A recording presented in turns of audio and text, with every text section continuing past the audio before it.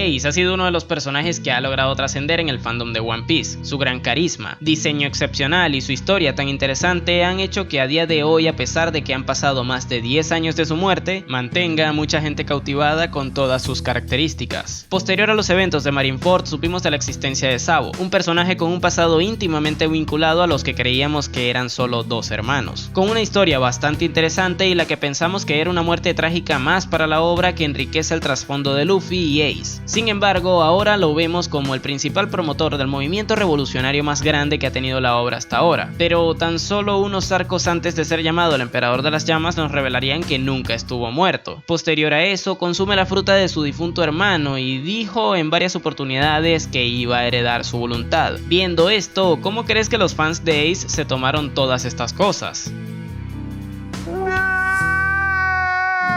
Exacto. A día de hoy aún quedan vestigios del hate que recibió el personaje por eso. Muchos se refieren a él como el Ace de repuesto que Oda se sacó de la manga, pero ¿realmente Oda hizo eso o Sabo es más que un rubio precioso que ocupa el espacio que dejó vacío una dona en la historia de One Piece? Tú puedes llamarme Napo y en esta oportunidad analizaremos a los usuarios de la Mera Mera no Mi, pero no larguemos más esta presentación y empecemos con el primer punto.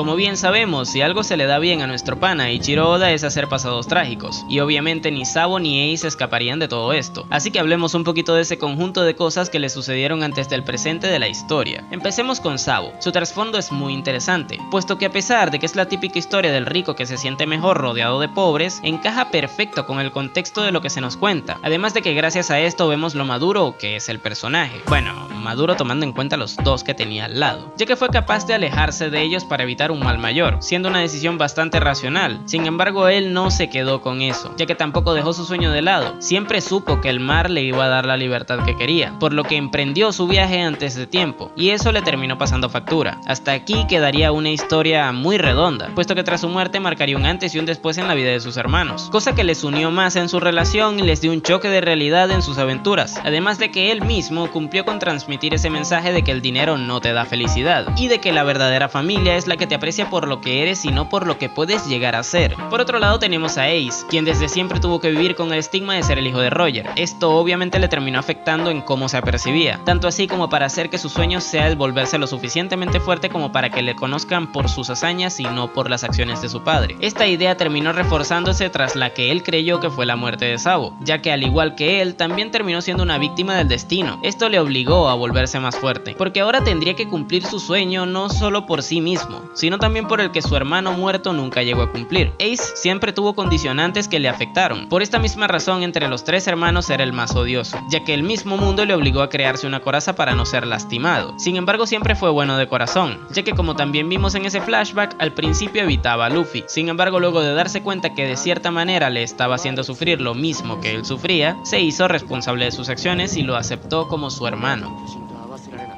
Como pudimos ver, ambos hermanos tuvieron historias bastante trágicas, pero sin lugar a duda la de Ace es la más importante, puesto que el hecho de que se viera directamente relacionado con el antiguo portador de la voluntad que ahora lleva el protagonista le da un valor añadido, además de que nos sirve para ver la cara B de Roger, ya que así como fue él quien dio inicio a la gran era de la piratería, también fue un pésimo padre, puesto que debido al acto tan irresponsable de tener un hijo que no podía criar, terminó haciendo que este viviera un infierno. Sin embargo, esa es solo una parte del pasado de Ace, ya que por otro lado la muerte de Sabo también fue un trauma más que sirvió para que este reafirmara sus ideales y convicciones. El Ace que vimos desarrollarse en el presente de la obra no se entiende sin Sabo, así como luego del salto temporal tampoco Sabo se entiende sin Ace, pero de eso hablaremos en el siguiente punto.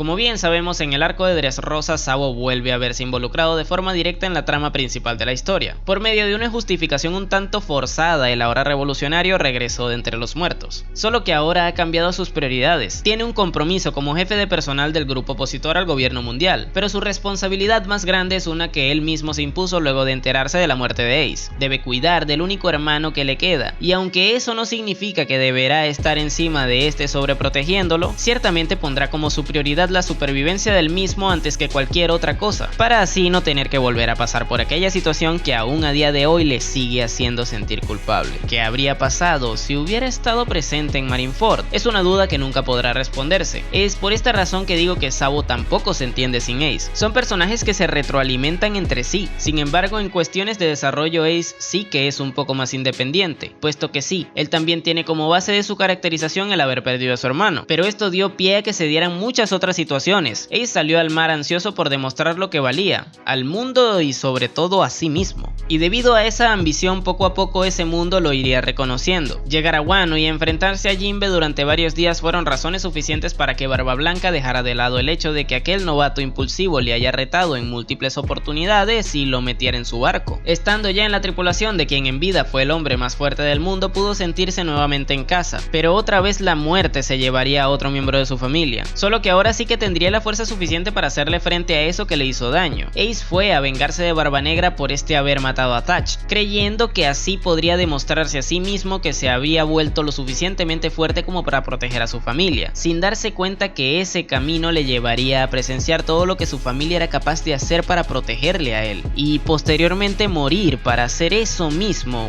pero con su querido hermano.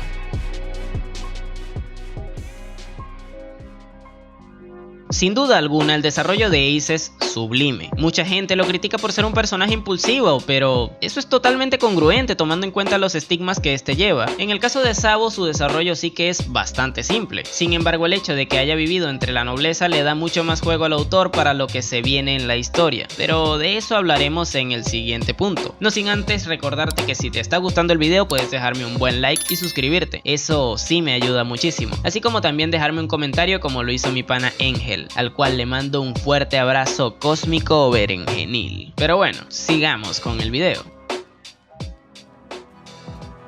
Como bien sabemos, actualmente Sabo es el protagonista de la Revolución Mundial. Este es conocido como el Emperador de las Llamas por lo que hizo en Mary Joyce. Y aunque no podríamos determinar hasta dónde llegará todo este movimiento, es un hecho que, al ser actualmente la figura más influyente del ejército revolucionario en un cambio de era, terminará teniendo un peso argumental tremendo, ya que además de influencia también tiene un enorme poder que le respalda, teniendo una gran destreza en el combate cuerpo a cuerpo, un dominio de haki increíble y ahora también una fruta del diablo que le hace muchísimo más versátil. Esto obviamente irá escalando porque a fin de cuentas seguimos estando en un shonen que al menos por formalidades también es un neketsu, o sea una historia de acción y peleas. Por ende, al ser ahora la cara representativa del ejército revolucionario, haberse visto relacionado con el mundo de la nobleza, la piratería, la oposición al gobierno mundial y por sobre todo ser hermano del protagonista, obviamente se verá envuelto en los acontecimientos que darán cierre a esta historia. Por ende, deberá tener recursos que le respalden para estar presente en los mismos, pero a fin de cuentas estas son solo suposiciones. Lo que sí es un hecho es el peso que su hermano ha tenido en la trama. Como bien dije antes, su muerte es un acontecimiento que hace que hoy en día Sabo sea como es. Sin embargo, tampoco hay que dejar de lado la importancia que esta misma tuvo para Luffy, permitiendo así que este último tuviera un punto de quiebre que le hizo crecer como protagonista. De la misma forma, también influyó mucho en Yamato, y todos sabemos que tendrá peso en los arcos futuros. Sin embargo, es necesario recordar que su historia secundaria fue la que terminó desencadenando el acontecimiento más grande que tuvo el pre-timeskip, por lo que en cuestiones de peso en la trama, por mucho que se esté construyendo un acontecimiento de igual o mayor magnitud, Ace actualmente es uno de los personajes más importantes de la obra.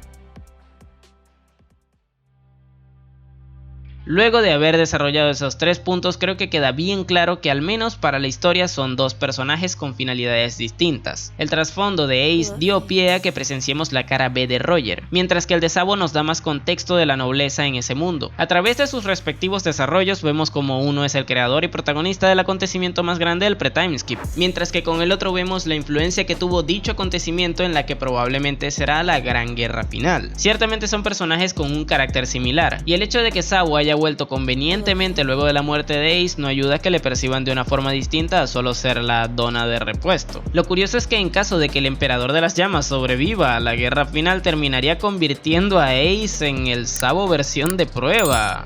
O sea, El Sabo Beta. Ya bueno, pero la finalidad de este video era demostrar que Oda, más que haber hecho una versión de un personaje remasterizado, escribió de una forma muy interesante a dos personajes que se retroalimentan tanto en su desarrollo como en su trasfondo. Esto es algo que me parece muy bueno, pero otras cosas que también me gustan muchísimo son las que resalté en este video, donde te menciono varios de los momentos, situaciones y personajes que hacen de Wano uno de los mejores arcos de One Piece. Sin nada más que decir, tú puedes llamarme Napo y nos vemos en el siguiente video.